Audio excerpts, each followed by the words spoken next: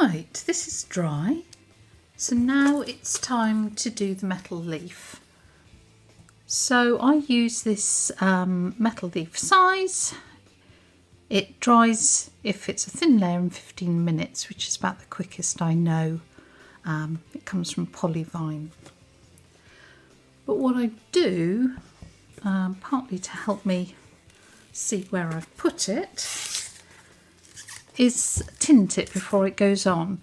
So this is, say, partly to let you know where you've actually painted it, but also that if the background shows through the gold leaf, if the gold leaf cracks, which I thoroughly expect it to with this lovely textured background, then you get a colour showing through rather than white. White looks like you've made a mistake. The colour looks like you intended it. And I've chosen that, one, because it's a nice colour that goes well with the gold, and two, because it's colour that I used in the bird, so it all ties together. I'm actually going to make it a bit darker. Just tint it with watercolour.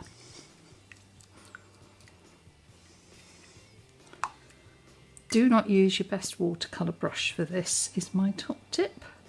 Don't mix up too much of the gold size, because actually it doesn't take long, it doesn't take much.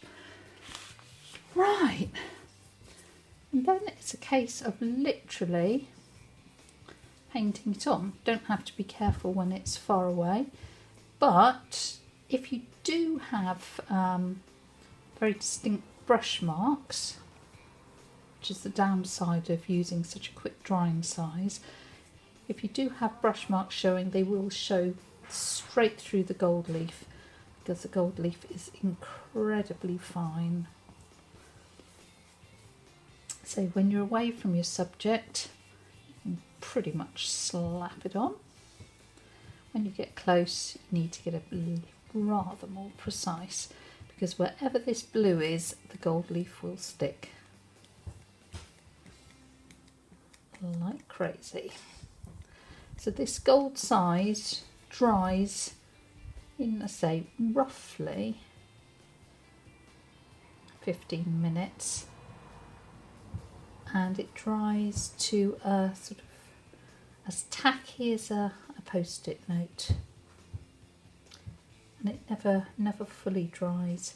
Stays workable for, not sure the official time, but certainly 12 hours plus. So if you were doing a thicker layer for some reason, you could always do it and leave it overnight. Whoops.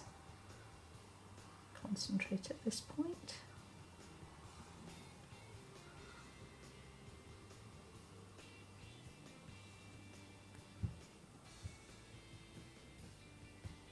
I want to break up some of those edges so they're not all too smooth.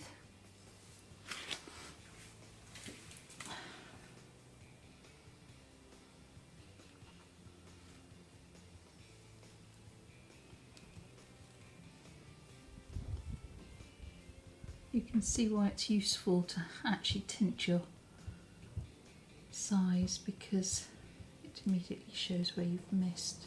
If it was white, you would be struggling.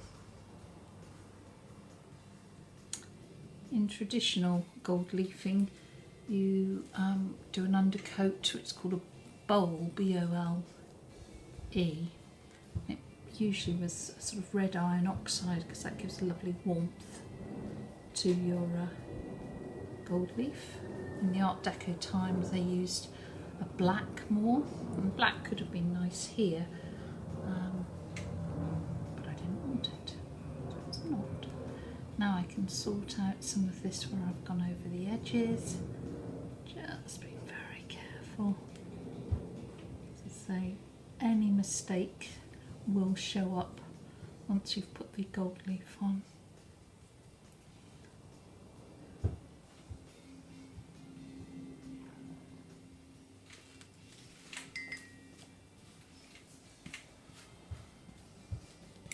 Might want to use a smaller brush, close to, but actually I find you get more control with a bigger brush, and I do like a flat. really working my way down into that texture.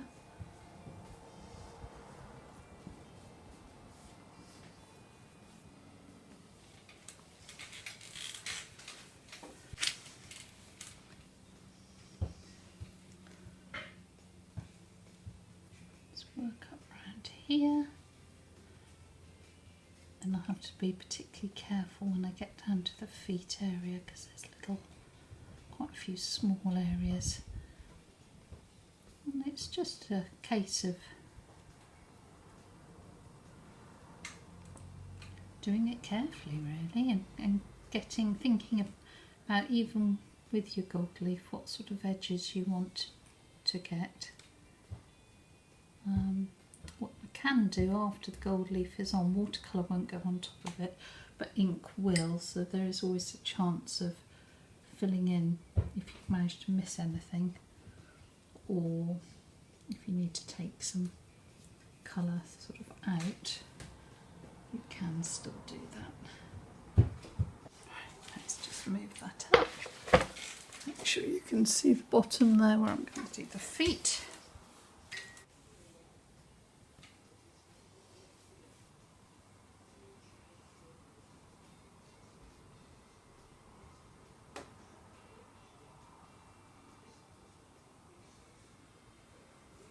Remember I said round the claws when I was putting the colour on top of the ink that I could always sort of sort it out afterwards, so this is my opportunity to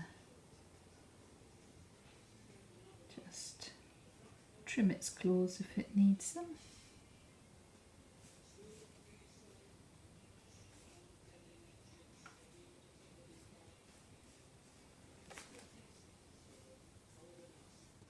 Around its pantaloons. Again, that's why one of the reasons I quite like a flat brush to do this. Get quite a sharp edge.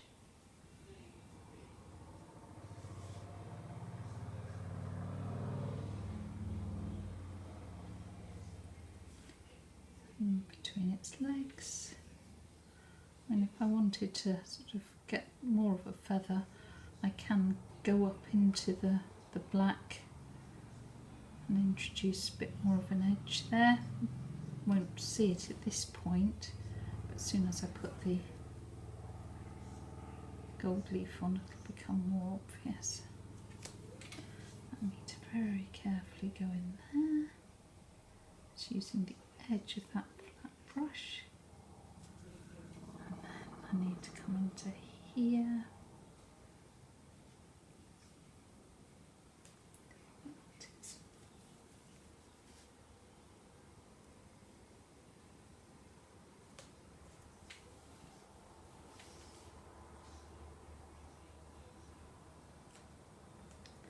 Again, just tidying up the edge of that claw, coming right up to here.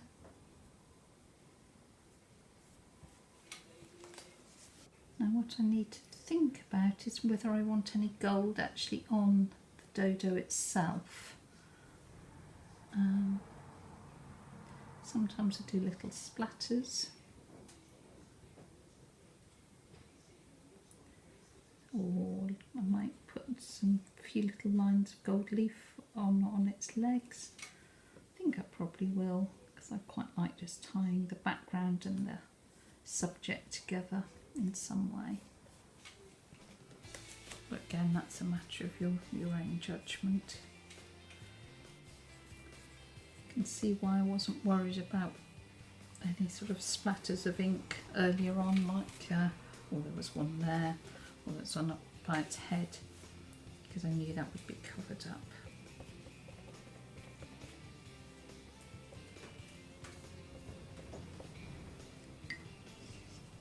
And then I'm just going to come in carefully around its feathers from here. Okie dokie. Now, so I think let's just put a little bit on here so we can have a few highlights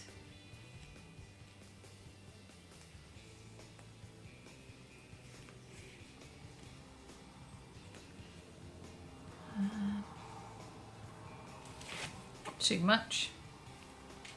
Enough.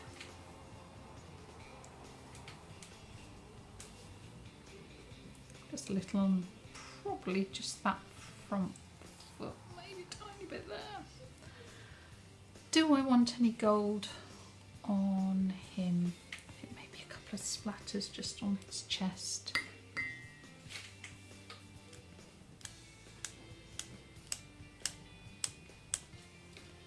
Can do very fine dots. And maybe just a little on his head. Just a couple. And on his bottom. Don't want to overdo it. Right, that needs to dry. And then we'll do the fun bit, which of course is putting the gold leaf on. Right, the gold size has dried, so hopefully you can just see it's slightly tacky, like a post-it note. So now we need to apply the gold leaf. This is imitation gold leaf, which is made from copper and other stuff. Incredibly fine. And the application is as simple as putting it on.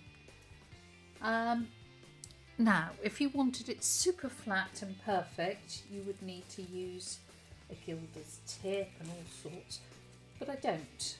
I like texture.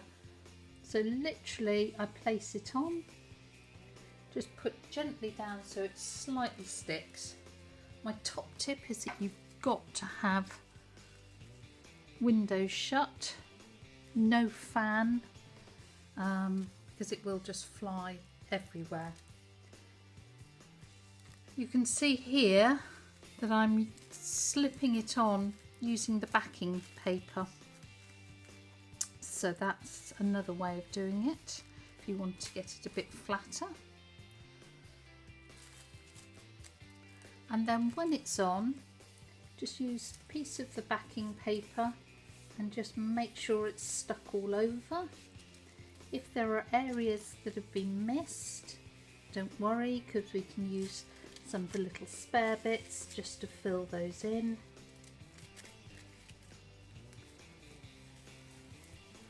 And it's as simple as that. If you need to cut it, let's find a pair of scissors.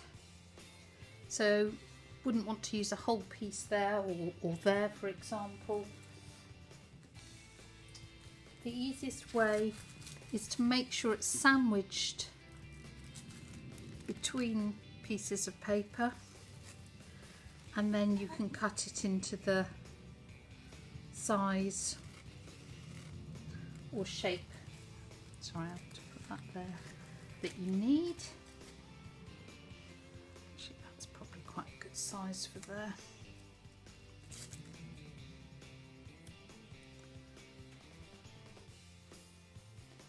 If I was doing this on a deep edge canvas or something like that, I would go round the sides, but as this is going to be framed, I don't need to. You can overlap it slightly, or you could deliberately leave little areas. That wasn't deliberate. I go back and fill that in a moment. So you can do what you like with it. You can make a feature of the fact that there are gaps. You can cover it totally. You've just got to think how you want the end results. So again, I'm going to cut this to fill in.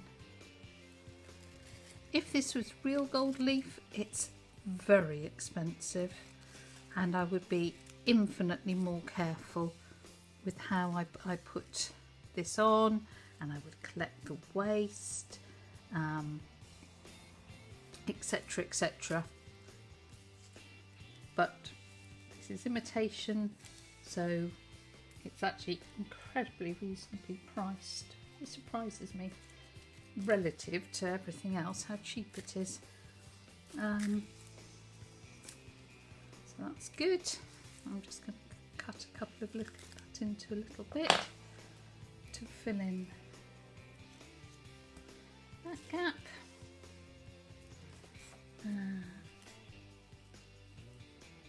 That gap.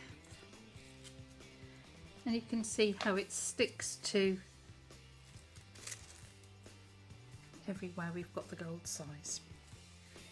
Right, let's move this up a bit so you can see the feet, the bottom of that. So I'm going to do this just in the same way. Let's start at this corner. You can see I've actually got a couple of pieces together.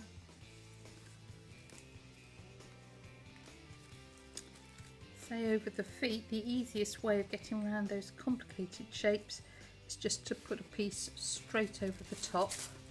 I'll show you how we take off the surplus in a second.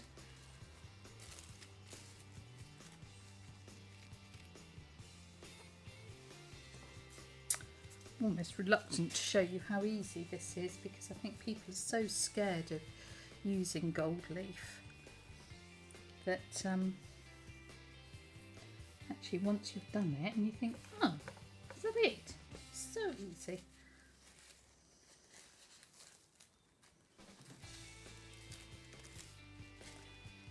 Just put that a bit there.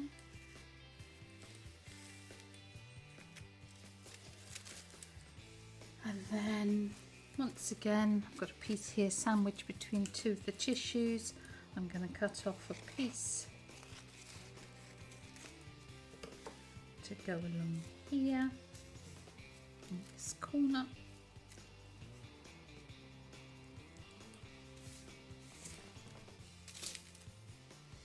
And then just cut off a little bit to go there.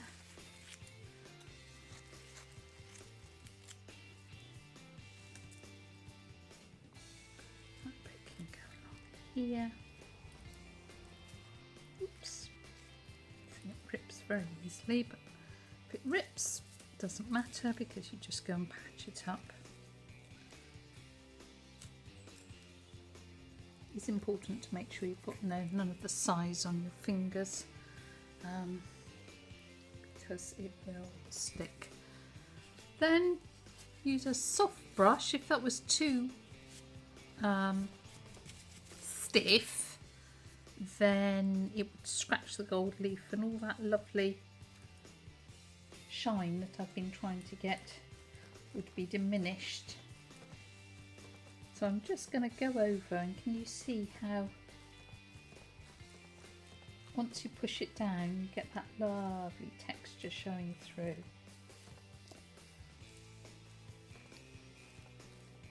Just go careful when you get to any edges. Spare bits like this, they are called skewings, and if you have gaps like that, it's called a holiday. Isn't that nice? So the skewings can be used to fill in the holidays. If you've got surplus like over here, just gently use the edge of your brush and take off the surplus. I'm going to gently try and push it down into the texture. Now, again, I'm not sure if you can see that, but some of that turquoise is just showing through. If I didn't like it showing through, I could use more of the skewings to fill it. But I knew that would happen and I wanted it to happen. Now this is around the feet. Make sure it's stuck down as much as it needs to be. Then gently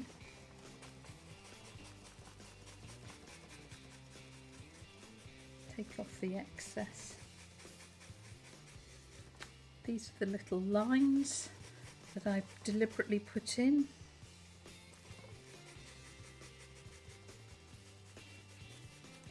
Here are the nails that I trimmed as I was going round with that. Now that needs filling, so I'll get a large skewing and just pop it there,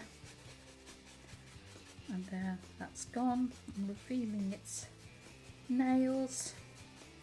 Now as you do this process, if by any chance you have missed an area, again, really isn't a problem. You simply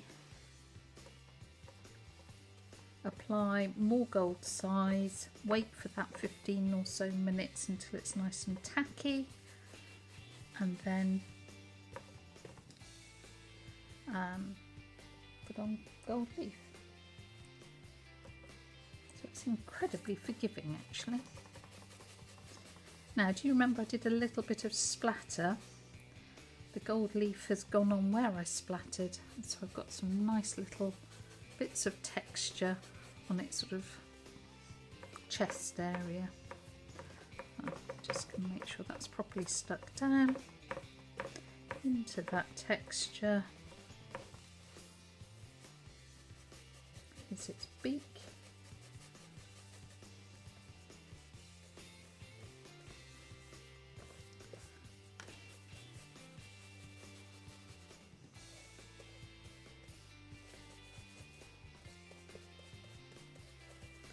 You remember again, I said some areas I wanted to sort of soften the edge so it wasn't all hard. So that's an area where I deliberately broke up the edge. And it's nice to see that working. Always a relief.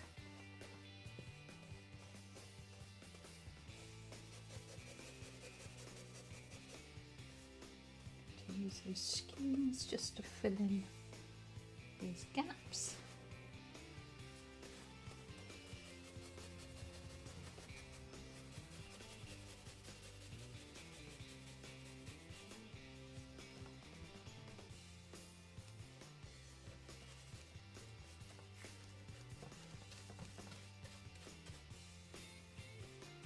Yeah, I'm really happy with how this is looking at the moment. Just fill in that. Say, I really don't like perfection in any, let's move that, of my art. I think the faults add the charm and the quirkiness to a piece of artwork. So that's a huge relief, because then I don't have to worry about getting this perfect. But if you did want it absolutely flat and perfect and wonderful, then say there are lots of online tutorials, and it would show you how to use gilder's tip and all those sorts of things. Right, that's got a bit too much blue showing through, so I'm just going to use that little skewing to fill those.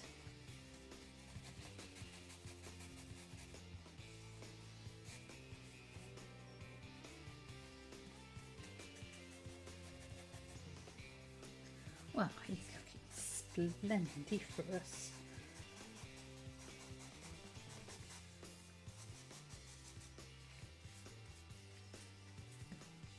Just pushing those down into the lines, that texture, and now you can start to see why collaging with that textured paper is important.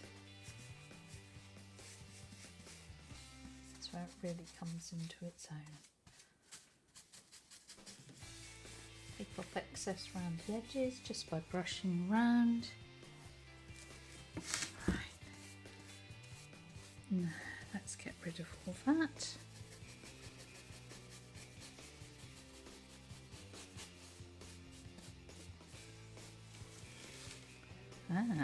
Transform just about. Doesn't he look very gorgeous? So with these leftover bits that I'm getting rid of here, if anything was of a decent size, I would probably, to say like that, I'll just put it with my stash. That sort of size is definitely worth keeping. Whereas that's debatable, little bits like that, depends. I mean, all these tiny bits I suppose you could keep together and use. It wouldn't be quite as shiny as using full sheets, but you know, if you're doing something where you want to just take a little bit of the edge off, you could. Right, so there he is. We now have the decision to make if there are any areas that we want to go back in with some ink. So if there are any odd shapes, so around here I might want to do a little ink, and around his tail, just there, because I've got a funny shape there.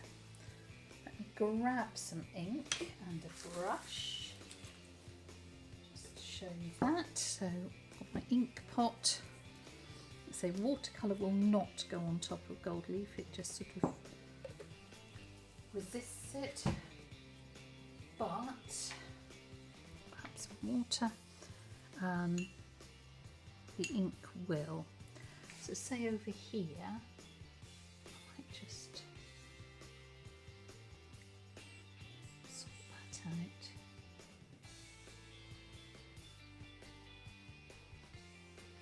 And